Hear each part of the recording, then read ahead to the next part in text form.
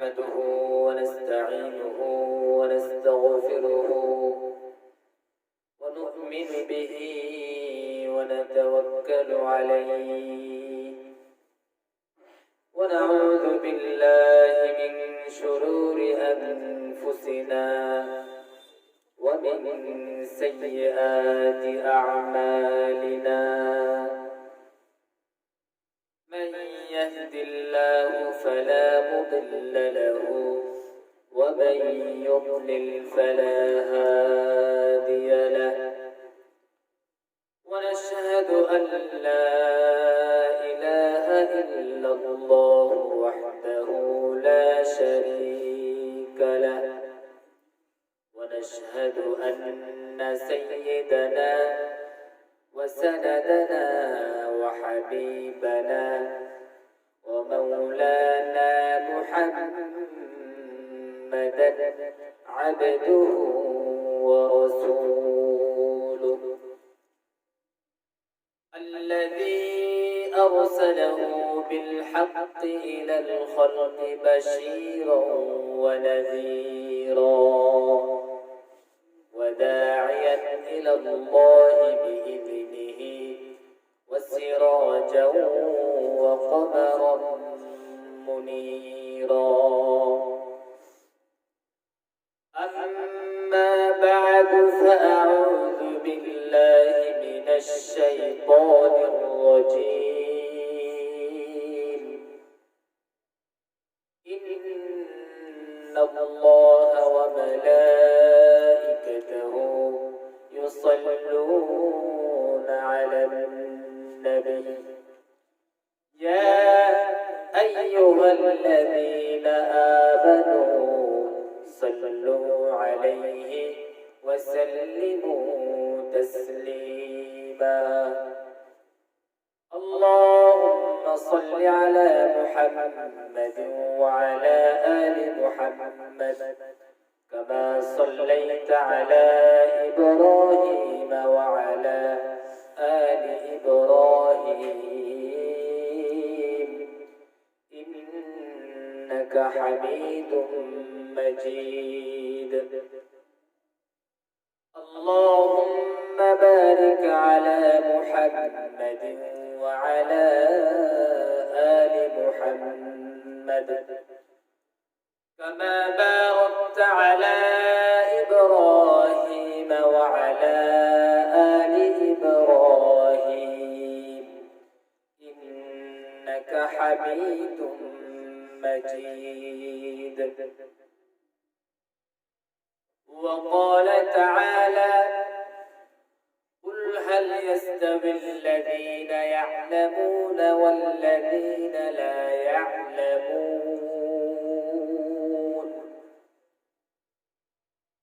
وقال رسول الله صلى الله عليه وسلم من سلك طريقا يلتمس فيه علما سهل الله له به طريقا إلى الجنة أو كما قال عليه الصلاة والسلام صدق الله المولانا العظيم وصدق رسوله النبي الأمي الكريم ونحن على ذلك لمن الشاهدين والشاكرين والذاكرين والحمد لله رب العالمين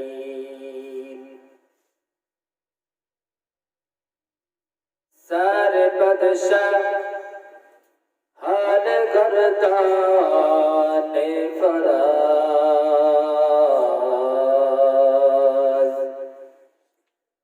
سارے بدشاہ حال گردان فراز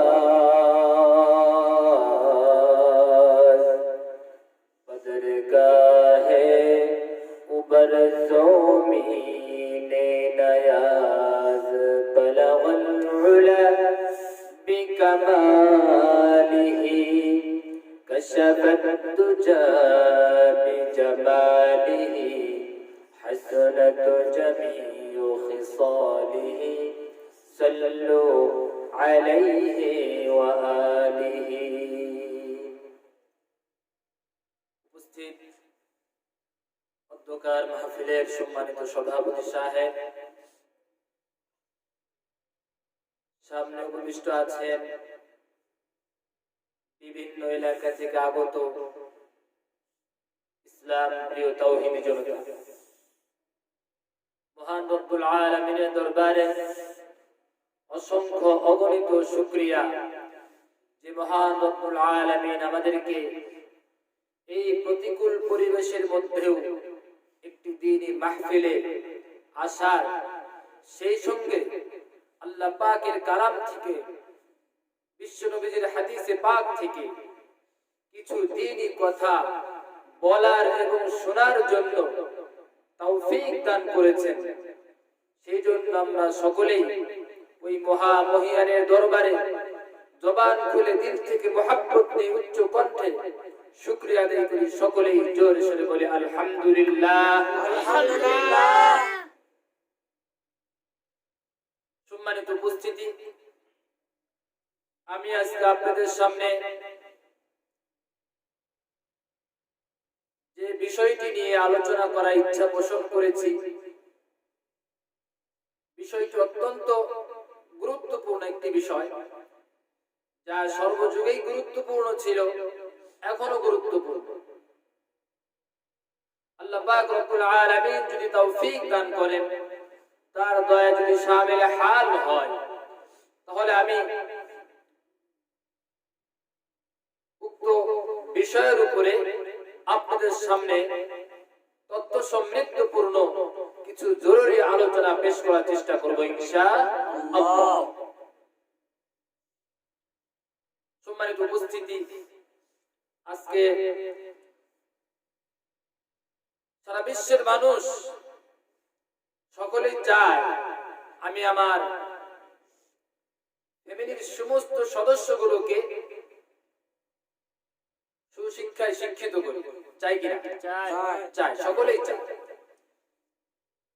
তো এই শিক্ষাগুলোর দুইটি মৌলিকভাবে উদ্দেশ্য রয়েছে এবং এই শিক্ষাগুলো দুই ভাগে বিভক্ত। একটি শিক্ষা হচ্ছে জাগতিক শিক্ষা, আরেকটি শিক্ষা হচ্ছে দ্বীনি শিক্ষা, ইলমুল ওয়াহী শিক্ষা করা। আমাদেরকে জাগতিক শিক্ষা এবং ইলমুল ওয়াহী শিক্ষা, এই দুইটার উদ্দেশ্য বুঝতে হবে আগে। আমরা যদি উদ্দেশ্য বুঝতে পারি, তাহলে আমাদের সামনের আলোচনাগুলো বুঝতে সহজ হবে। তাহলে আসুন জেনে নিই জাগতিক শিক্ষার কি উদ্দেশ্য। সম্মানিত উপস্থিতি, আমরা যদি জাগতিক শিক্ষার দিকে তাকাই এবং তাদের শিক্ষা শেষ করার পর তাদের কর্মের দিকে যদি আমরা তাকাই, তাহলে দেখা যায় জাগতিক শিক্ষার শুধুমাত্র কেবলমাত্র উদ্দেশ্য হচ্ছে যে এই শিক্ষা অর্জন করে সরকারিভাবে কোন একটি চাকরির ব্যবস্থা হওয়া, অথবা কোনো প্রাইভেট প্রতিষ্ঠানে, কোনো কোম্পানিতে ভালো একটা চাকরির ব্যবস্থা হওয়া। এই চাকরির মাধ্যমে কিছু মোটা অঙ্কের টাকা পাবে, এই টাকা দিয়ে সে যেন তার ফ্যামিলি নিয়ে, তার মা বাবা ভাই বোন স্ত্রী ছেলে সন্তান যা আছে এদেরকে নিয়ে এরা যাতে করে দুই চারটা ভাত, দুই লুকমা ভাত যেন আরাম আয়েশে শান্তিতে খেতে পারে, এটাই হলো জাগতিক শিক্ষার উদ্দেশ্য। তাহলে জাগতিক শিক্ষার উদ্দেশ্য হচ্ছে যে পার্থিব জগতের কিছু ভোগ বিলাস, আরাম আয়েশ, কিছু ভালো খাবার, এতটুকুই এই শিক্ষার উদ্দেশ্য। পার্থিব শিক্ষার সাথে পরলৌকিক আখিরাতের কোনো উদ্দেশ্য নাই। পক্ষান্তরে দ্বীনি শিক্ষা, ইলমে ওয়াহীর শিক্ষা, এইরকম ভাবে জাগতিক শিক্ষার মধ্যে উখরবি কোনো উদ্দেশ্য নাই, ঠিক তেমনি ভাবে ইলমে ওয়াহি দ্বীনি শিক্ষার মধ্যেও দুনিয়াবি কোনো উদ্দেশ্য নাই। দ্বীনি শিক্ষার মধ্যে কেবলমাত্র শুধুমাত্র আল্লাহ পাকের রিজা হাসিল করাই উদ্দেশ্য থাকে, এবং এই শিক্ষা অর্জন করে সে যাতে করে তার চিরস্থায়ী যেখানে সুখ শান্তির ব্যবস্থা আল্লাহ পাক রেখেছেন ওইখানে যেন সে শিক্ষা অর্জন করে আল্লাহ পাকের হালাল আহকামাত এবং হারাম আহকামাত গুলো জেনে সে যাতে করে ভালো করে আমল করে ওই পরলোকে গিয়ে পরপারে গিয়ে সে যেন চিরস্থায়ী একটা সুখের আবাসস্থল আল্লাহর কাছ থেকে উন্নত মানের একটা সুখের আবাসস্থল পেতে পারে, এই উদ্দেশ্যে দ্বীনি শিক্ষা অর্জন করা হয়। চিল্লা বলো ঠিক কিনা? তাহলে আমরা যদি উদ্দেশ্যের দিকে লক্ষ্য করি, জাগতিক শিক্ষার উদ্দেশ্য হচ্ছে পার্থিব ক্ষণস্থায়ী জীবনের কিছু সুখ শান্তি লাভ করা, আর দ্বীনি শিক্ষার উদ্দেশ্য হচ্ছে চিরস্থায়ী জীবনের সুখ শান্তি নিশ্চিত করা, আল্লাহ পাকের রিজামন্দি হাসিল করা। এই শিক্ষা অর্জন করে, এই শিক্ষা অর্জন করার জন্য আজকে দেখা যায় এই দ্বীনি শিক্ষা এবং জাগতিক শিক্ষা, যারা জাগতিক শিক্ষা অর্জন করে তারা দ্বীনি শিক্ষার লোকদেরকে, যারা ইলমে ওয়াহি শিক্ষা করে যেটা প্রকৃতপক্ষে শিক্ষা, ওই শিক্ষার লোকদেরকে, যারা এই শিক্ষায় শিক্ষিত হয়েছে তাদেরকে তুচ্ছ তাচ্ছিল্য করে। আসলে কোরআন এবং হাদিস মন্থন করলে কি দেখা যায়, কি পাওয়া যায়? কোরআন এবং সুন্নাহ কি বলে? যদি কোরআন এবং সুন্নাহ জাগতিক শিক্ষাকে প্রাধান্য দিয়ে থাকে, এর মর্যাদা বেশি বলে থাকে, তাহলে আমরা অবশ্যই জাগতিক শিক্ষায় শিক্ষিত লোকেরা যে ইলমে ওয়াহি শিক্ষাকে তুচ্ছ তাচ্ছিল্য করে আমরা তাদের কথা মানব। কিন্তু পক্ষান্তরে যদি কোরআন এবং সুন্নাহ জাগতিক শিক্ষাকে উন্নত না বলে,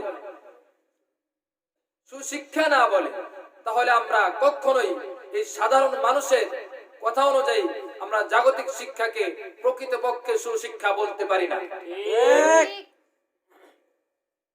তাহলে আসুন দেখা যাক, যুক্তির আলোকে কিছু কথা বলা যাক। জাগতিক শিক্ষা যারা অর্জন করে, জাগতিক শিক্ষা যারা অর্জন করে, এরা 1 থেকে নিয়ে 5 বছর পর্যন্ত যদি শিক্ষার সময় অতিক্রম করে, 5 বছর শিক্ষা গ্রহণ করার পরও কি জাগতিক শিক্ষায় শিক্ষিত লোকেরা এবং এই পৃথিবীর লোকেরা, কোন মানুষ তাকে শিক্ষিত হয়েছে এই সার্টিফিকেট দিবে? কেউ দিবে না। কারণ তার মধ্যে 5 পাস করেছে, কিন্তু তার মধ্যে শিক্ষা, শিক্ষিত হওয়া যে একটা গুণ, একটা বৈশিষ্ট্য, এটা তার মধ্যে পাওয়া যায় না। অনুরূপ ভাবে কেউ যদি 7 পাস করে, এমনকি ক্লাস 8 পাস করলেও বর্তমান সময়ের মধ্যে জাগতিক শিক্ষায়, জাগতিক শিক্ষার লোকেরাই তাদেরকে শিক্ষার মান দিতে চায় না। সর্বনিম্ন এসএসসি পাস করতে হয়। তাহলে দেখা যায় জাগতিক শিক্ষা অর্জন করতে গিয়ে 1 থেকে 10-12 বছর পর্যন্ত যদি কেউ অতিক্রম করে ফেলে, এরপরেও জাগতিক শিক্ষাকে শিক্ষিত বলা হয় না, এবং এদেরকে সমাজের মধ্যে মূল্যায়ন করা হয় না, এবং সমাজের মধ্যে এদের কোনো মূল্যায়ন নেই। 5 পাস করেছে, 8 পাস করেছে, এসএসসি পাস করেছে, এইরকম লক্ষ লক্ষ যুবক বেকার হয়ে ঘোরাফেরা করছে, এবং সমাজের মধ্যে এরা শিক্ষিত হিসাবে মূল্য পাচ্ছে না। কিন্তু আপনি দ্বীনি শিক্ষার মধ্যে আসেন, ইলমে ওয়াহি, ইলমুল কুরআন, ইলমুস সুন্নাহ শিক্ষার জন্য আসেন। দেখেন আল্লাহর রাসূলের হাদিসের মধ্যে আল্লাহর রাসূল কি বলেছেন? আমার বন্ধুগণ, বিশ্ব নবীজি বলেন, মান সালাকা তরিকান ইয়ালতামিসু ফীহি ইলমা সাহালাল্লাহু লাহু বিহি তরিকান ইলাল জান্নাহ আও কামা ক্বালা আলাইহিস সালাতু ওয়াস সালাম। নবীজি বলেন, ইলমে দ্বীন শিক্ষা করার জন্য যে ব্যক্তি ঘর থেকে বের হলো, এই ব্যক্তি যেই ছেলে বা মেয়ে ইলমে দ্বীন শিক্ষা করার উদ্দেশ্য নিয়ে ঘর থেকে বের হলো, আল্লাহ রাব্বুল আলামিন তার বের হওয়ার কারণে সাহালাল্লাহু লাহু বিহি তরিকান ইলাল জান্নাহ, বিশ্বনবী ঘোষণা করলেন ওই ছেলে বা মেয়ের জন্য আল্লাহ রাব্বুল আলামিন জান্নাতের রাস্তা সহজ করে দেন। সুবহানাল্লাহ। দেখেন, ইলমে ওয়াহির শিক্ষা সে সবেমাত্র কেবলমাত্র ঘর থেকে শিক্ষা উদ্দেশ্য নেওয়ার, শিক্ষা করার উদ্দেশ্যে বের হয়েছে, আর তার মর্যাদা আল্লাহর দরবারে বৃদ্ধি হওয়া শুরু হয়ে গেছে। সুবহানাল্লাহ। মাত্র বের হয়েছে, আর ওদিকে জাগতিক শিক্ষা 1 নয় 2 নয় 5 থেকে 10 বছর পর্যন্ত শিক্ষা অর্জন করলো। ছেলেটার জীবনের একটা মূল্যবান বিশাল একটা সময় অতিক্রম করে দিল, কিন্তু সমাজ তাকে শিক্ষিত বলতে রাজি না। সমাজ তাকে কোন ধরনের শিক্ষার মানই দিতে চায় না। আর দ্বীনি শিক্ষার মধ্যে কেবলমাত্র সে ঘর থেকে বের হয়েছে, আর আল্লাহ রাসূল সার্টিফিকেট দিয়ে দিলেন যে আল্লাহ পাক রব্বুল আলামিন যেই ছেলে যেই মেয়ে ইলমে দ্বীন শিক্ষা করার জন্য ঘর থেকে বের হলো, আল্লাহ রব্বুল আলামিন ওই ছেলের জন্য, ওই মেয়ের জন্য জান্নাতের রাস্তা সহজ করে দেন। সুবহানাল্লাহ। শুধু তাই নয়, বিশ্বনবীজি বলেন এরপরে ছেলে বা মেয়েটা যখন বাড়ি থেকে বের হয়ে মাদ্রাসায় আসলো, মাদ্রাসায় এসে সে ভর্তি ফরম নিল। ভর্তি ফরম নিয়ে সে যখন মাদ্রাসায় ভর্তি হয়ে গেল, বিশ্বনবীজি বলেন এখন এই ছেলে বা মেয়ের নাম আল্লাহর দরবারে তালিবুল ইলম হিসেবে সাব্যস্ত হয়ে গেছে। এখন এই ছেলে বা মেয়েটা আল্লাহর দরবারে তালিবুল ইলম, ইলমের ওয়াহির অন্বেষণকারী। সেই জন্য বিশ্বনবীজি বলেন এই ছেলে বা মেয়ে সে যখন রাস্তা দিয়ে পথ অতিক্রম করে, অথবা সে যেখানে যাক না কেন, আল্লাহ রাব্বুল আলামিনের নূরের তৈরি ফেরেশতারা তারা এই ছেলে বা মেয়ের পায়ের নিচ দিয়ে তারা নূরের পরগুলো বিছিয়ে দেয়। সুবহানাল্লাহ। মাত্র কি নিয়েছে?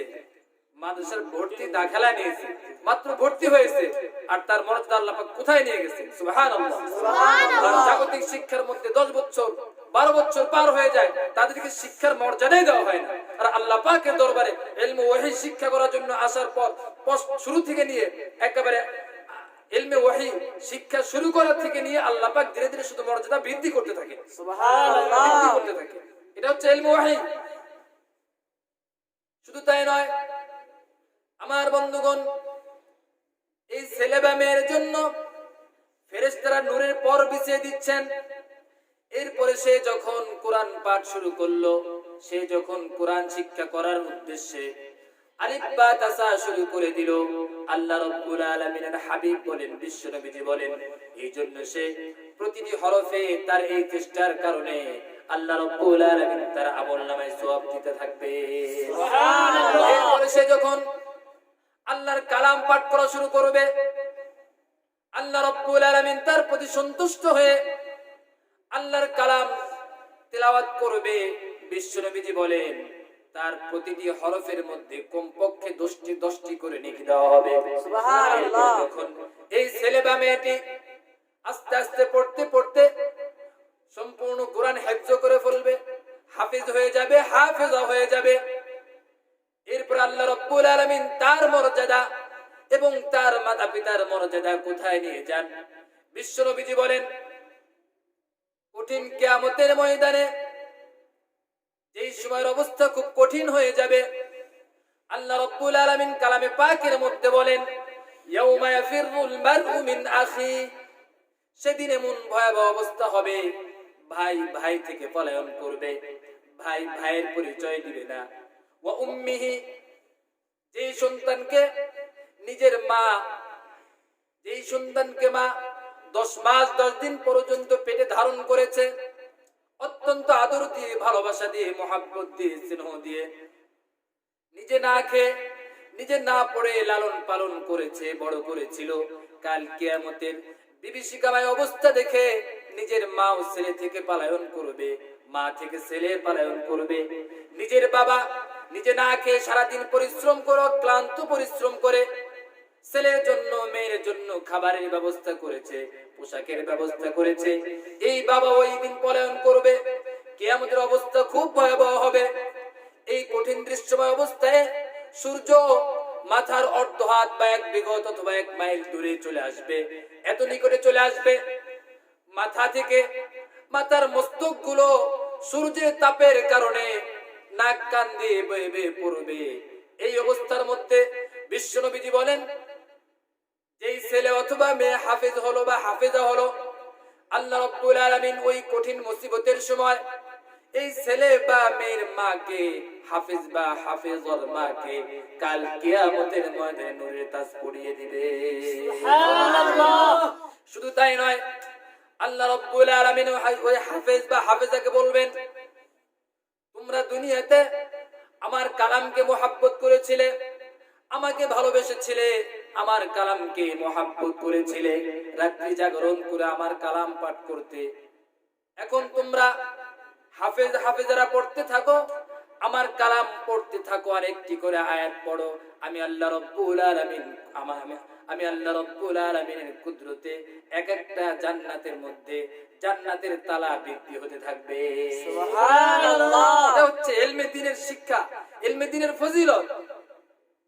মাত্র একটা ছেলে ঘর থেকে বের হয়ে মাত্র হাফেজ হয়েছে, কয় বছর গেছে? 3 থেকে 4 বছর।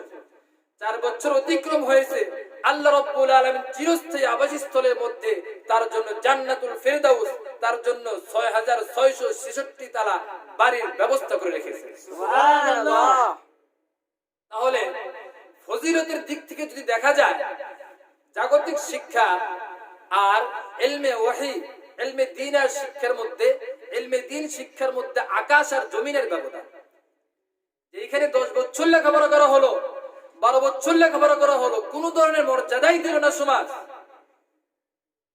বরঞ্চ আর কি হয়েছে, 10 বছর 12 বছর লেখাপড়া করে সে অমানুষ হয়েছে। কি বলে?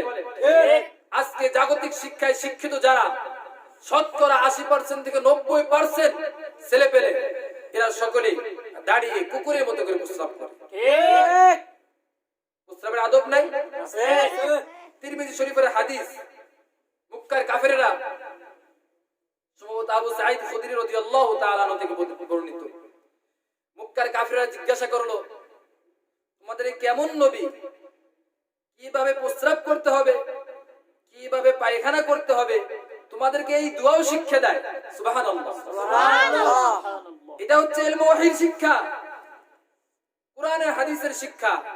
আপনাকে আপনার জন্ম থেকে নিয়ে মৃত্যু পর্যন্ত আপনার যত অবস্থা আসতে পারে, আপনার শৈশবকাল আছে, যৌবনকাল আছে, বৃদ্ধকাল আছে, এর মধ্য থেকে আপনার যৌবনকালে কর্মজীবন আছে, কর্মজীবনের মধ্যে আল্লাহ পাক এক একজনকে এক এক কর্মে লাগাবেন। কেউ এসপি হবে, আবার কেউ বিচারক হবে, কেউ ব্যবসায়ী হবে, কেউ রাষ্ট্রপ্রধান হবে, এমপি হবে, মন্ত্রী হবে। এদের কি দায়িত্ব, কিভাবে এগুলো পালন করতে হবে, অর্থনীতির ব্যবস্থা রয়েছে। ইসলামের মধ্যে একমাত্র ইসলামী পূর্ণাঙ্গ দিন, পূর্ণাঙ্গ ব্যবস্থাপনা রয়েছে ইসলামের মধ্যে। আল্লাহ পাক বলেন, আল-ইয়াওমা আকমালতু লাকুম দীনাকুম ওয়া আতমামতু আলাইকুম নি'মাতি ওয়া রাদিতু লাকুমুল ইসলাম দীনা।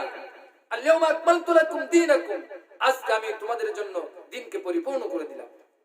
রাদিতু লাকুমুল ইসলাম দীনা, ও ইসলামকে তোমাদের মনোনীত দ্বীন হিসাবে আমি বেছে দিলাম, আমি সন্তুষ্ট হয়ে গেলাম, তোমাদেরকে ইসলামকে মনোনীত দ্বীন করে দিলাম।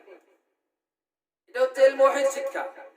তাহলে দেখা যাচ্ছে জাগতিক শিক্ষা বনাম ইলমে ওয়াহির শিক্ষা, এই দুই শিক্ষার মধ্যে আকাশ আর জমিনের পার্থক্য ফজিলতের দিক থেকে। আমি আগেই বলেছি যে দুই শিক্ষার উদ্দেশ্য দুই রকম। জাগতিক শিক্ষার উদ্দেশ্য হচ্ছে পেট ভরা আর টয়লেট ভরা। কি ভরা? জাগতিক শিক্ষার উদ্দেশ্য হচ্ছে পেট ভরা আর টয়লেট ভরা। আর দ্বীনি শিক্ষার উদ্দেশ্য হচ্ছে এই শরীরকে, এই জীবনকে, মানুষকে মানুষ বানানো, আর এই মানুষকে যিনি বানাইছেন, যিনি তৈরি করেছেন, তার উপযুক্ত করে তোলা, তার সন্তুষ্ট অনুযায়ী জীবন যাপন করতে পারা। এটা হচ্ছে ইলমে ওয়াহির উদ্দেশ্য। দুইটার মধ্যে আকাশ আর জমিনের ব্যবধান। এখন আসেন, জাগতিক শিক্ষায় যারা শিক্ষিত হয়েছে তারা নিজেদেরকে বড় বড় শিক্ষায় শিক্ষিত দাবি করে।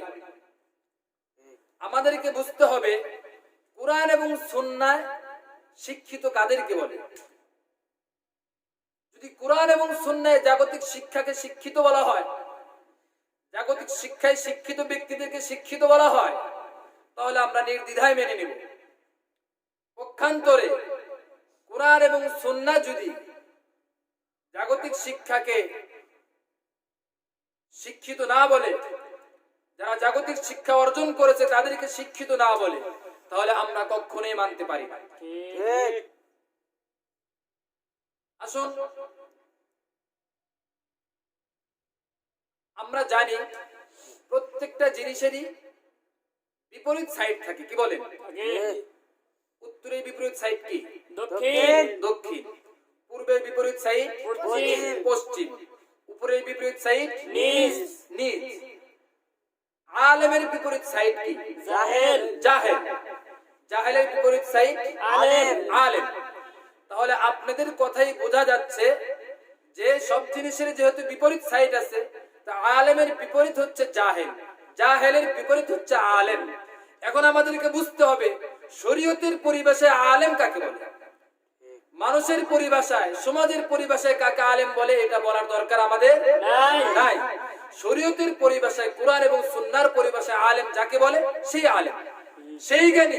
তার কাছ থেকে জ্ঞান শিক্ষা করতে হবে, তার কাছ থেকে ইলম নিতে হবে, তার কাছ থেকে শিষ্টাচার শিখতে হবে, তার কাছ থেকে ভদ্রতা শিখতে হবে, তার কাছ থেকে সমাজ চালানো শিখতে হবে, তার কাছ থেকে রাষ্ট্র চালানো শিখতে হবে, তার কাছ থেকে অর্থনৈতিক ব্যবস্থা শিখতে হবে, তার কাছ থেকে আপনার সবকিছু শিখতে হবে। ঠিক। কুরআন এবং সুন্নাহ মন্থন করলে দেখা যায়, কুরআন এবং হাদিস মন্থন করলে দেখা যায় শরীয়তের পরিভাষায় আলেম বলা হয় ওই সমস্ত ব্যক্তিদেরকে যারা ইলমে দ্বীন, ইলমে ওয়াহী শিক্ষা করেছে, শুধু শিক্ষাই করে নাই এবং তার উপরে আল্লাহর ফজল ও করমে আমল করে যাচ্ছে, এরা হচ্ছে প্রকৃতপক্ষে আলেম। ইলম দুই প্রকার, একটা হচ্ছে মৌলিক ইলম শিক্ষা করা, আরেকটি হচ্ছে বিস্তারিত ভাবে শরীয়ত ইসলামিয়ার মধ্যে যত ধরনের বিপদ, যত ধরনের সমস্যা হতে পারে, সর্বপ্রকার সমস্যার সমাধান দিতে পারা, এটা হচ্ছে বিস্তারিত ইলম। এখন প্রাথমিক ইলম, মৌলিক ইলম, এই ইলমটা শিক্ষা করা সমস্ত মুসলমান নর নারীর উপরে ফরজে আইন, শিক্ষা করতেই হবে। দলিল বিশ্বনবীজি বলেন, তলাবুল ইলমি ফরিদাতুন আলা কুল্লি মুসলিম ইলা আখিরিল হাদিস। বিশ্বনবীজি বলেন যে সমস্ত মুসলমান নর নারীর উপরে প্রয়োজনীয় ইলমে দ্বীন শিক্ষা করা ফরজে আইন। কতটুকু পরিমাণ? মৌলিক। যা শিক্ষা করলে আপনি নিজেকে মোটামুটি ভাবে ইসলামের উপরে চালাইতে পারবেন, চলতে পারবেন, আপনার ফ্যামিলি চলতে পারবে, আপনার ছেলেকে চালাইতে পারবেন, আপনার মেয়েকে চালাইতে পারবেন, আপনি চলতে পারবেন। এতটুকু ইলম জরুরিয়াতে ইলমে দ্বীন শিক্ষা করা ফরজে আইন। আর বিস্তারিত ইলম শিক্ষা করা, ইলমে ওয়াহী শিক্ষা করা, এটা ফরজে আইন না। আল্লাহ রাব্বুল আলামিন সূরা তাওবার মধ্যে বলেন, ফালাউলা নাফারা মিন কুল্লি ফিরকাতিন মিনহুম তাইফাতুন লিয়াতাফাক্কাহু ফিদ-দীন ওয়া লিয়ুনযিরু কওমাহুম ইযা রাজাউ ইলাইহিম লাআল্লাহুম ইয়াহযারুন। আল্লাহ পাক বলেন যে কওমের মধ্য থেকে, সম্প্রদায় থেকে, জাতি বা গোষ্ঠী থেকে কেন ছোট্ট একটা দল বের হয় না, তারা ইলমে দ্বীন শিক্ষা করে, তাফাক্কুহ ফিদ-দীন হাসিল করে, তারা তার গোত্রের কাছে, তার গোষ্ঠীর কাছে ফিরে এসে তাদেরকে আল্লাহ পাকের আদেশ নিষেধগুলোকে দেখাবে এবং তারা এগুলোকে ভীতি প্রদর্শন করবে, আল্লাহ পাকের রাস্তায় চলার জন্য তাদেরকে উৎসাহ দিবে। ফালাউলা নাফারা মিন কুল্লি ফিরকাতিন মিনহুম তাইফাতুন লিয়াতাফাক্কাহু ফিদ-দীন। তাফাক্কুহ ফিদ-দীনের কথা বলা হয়েছে এখানে। তাফাক্কুহ ফিদ-দীন দ্বারা উদ্দেশ্য হচ্ছে আপনার দ্বীনের বিস্তারিত জ্ঞান, তাফসীলন, সর্বপ্রকারের জ্ঞান। কোন প্রকারের সমস্যা যদি হয়, যেই সমস্যা পূর্বে হয় নাই, বর্তমান হচ্ছে, পূর্বে ছিল না, এখন হয়েছে। এই সমস্যার সমাধান দিতে পারা, এই সমস্ত জ্ঞান অর্জন করাকে তাফাক্কুহ ফিদ্দীন বলা হয়। এই তাফাক্কুহ ফিদ্দীন হাসিল করা ফরজে আইন না, ফরজে কিফায়া। আপনি যদি একটা গোষ্ঠী থেকে, একটা এলাকা থেকে যদি কিছু সংখ্যক লোক, মুষ্টিময় কিছু লোক যদি হাসিল করতে পারে, শিক্ষা করতে পারে, তাহলে বাকি লোকদের থেকে আদায় হয়ে যাবে। এর কারণ হচ্ছে ফরজা কিফায়ার হুকুম হচ্ছে যে কিছু লোক আদায় করলে অন্যদের থেকে এটা কি হয়ে যায়, সাকিত হয়ে যায়, রহিত হয়ে যায়।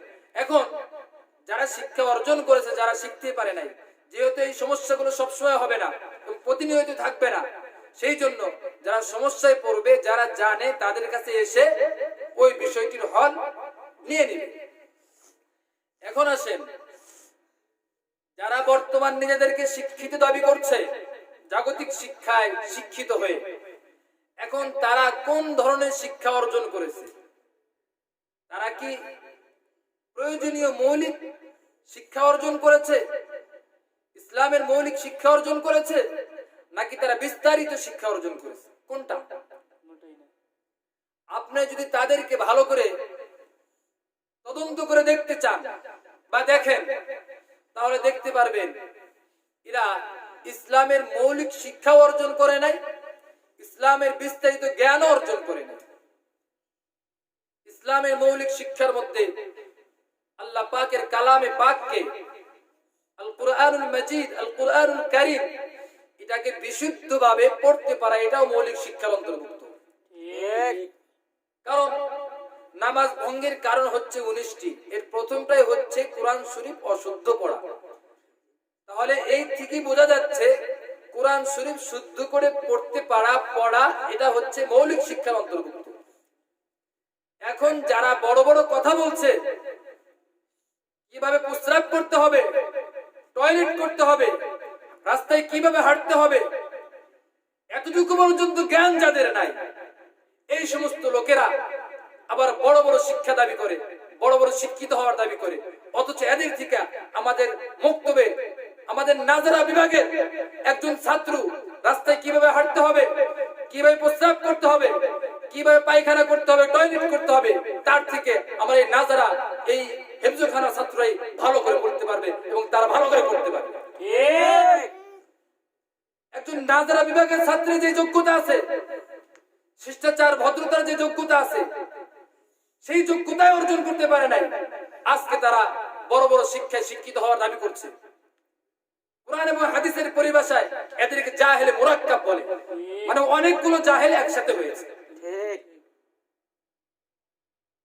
কোরআন হাদিসের পরিভাষায় তোমাদেরকে শিক্ষিত বলা হবে না, তোমাদেরকে সবচেয়ে বড় মূর্খ বলা হবে। কারণ তোমরা আল্লাহর দিন থেকে বহুত দূরে, আল্লাহর দিন থেকে কি অনেক দূরে। যাই হোক, আল্লাহ রাব্বুল আলামিন সূরাতুজ জুমারের মধ্যে বলেন, কুল হাল ইয়াস্তাবিল্লাযীনা ইয়া'লামুনা ওয়াল্লাযীনা লা ইয়া'লামুন। আল্লাহ রাব্বুল আলামিন বলেন, হে আমার হাবিব, ও আমার বন্ধু, আপনি বলে দিন, হাল ইয়াস্তাবিল্লাযীনা ইয়া'লামুনা ওয়াল্লাযীনা লা ইয়া'লামুন, যারা জানে আর যারা জানে না, তারা কি এক সমান হতে পারে? কখনোই এক সমান হতে পারে না। এটা কার কথা? আল্লাহ রাব্বুল আলামিনের কথা। বিশ্বনবীজি বলেন, মাই ইউরিদিল্লাহু বিহি খায়রান ইউফাক্কিহু ফিদ্দীন। বুখারী শরীফের 71 নম্বর হাদিস। নবীজি বলেন, মাই ইউরিদিল্লাহু বিহি খায়রা, যার ব্যাপারে আল্লাহ রাব্বুল আলামিন কল্যাণের ইচ্ছা করেন, মঙ্গলের ইচ্ছা পোষণ করেন, ওই ব্যক্তিকে আল্লাহ রাব্বুল আলামিন তাফাক্কুহু ফিদ্দীন দান করেন। এই হাদিস থেকে স্পষ্ট বোঝা যায়, এই জাতির মধ্যে যারা শ্রেষ্ঠ সন্তান, যাদের ভিতরে মনুষ্যত্ব আছে, যাদের মধ্যে শিষ্টাচার আছে, ওই সমস্ত ব্যক্তিদেরকে, ওই সমস্ত ছেলেদেরকে আল্লাহ রাব্বুল আলামিন বেছে বেছে এনে ইলমে ওয়াহির শিক্ষার মধ্যে লাগিয়ে দিয়েছে। কারণ আল্লাহ নবী নিজে বলতেছেন, যার ব্যাপারে আল্লাহ পাক কল্যাণের ইচ্ছা করেছেন, তাকে আল্লাহ পাক ইলমে ওয়াহি দান করেন, তাফাক্কুহু ফিদ্দীন দান করেন। এই সারা দেশ থেকে যাদেরকে আল্লাহ পাক ইলমে ওয়াহি শিক্ষা করার তৌফিক দিয়েছেন, আল্লাহর নবীর ভাষ্য অনুযায়ী তাদের ব্যাপারে আল্লাহ পাক কল্যাণের ইচ্ছা করেছেন না?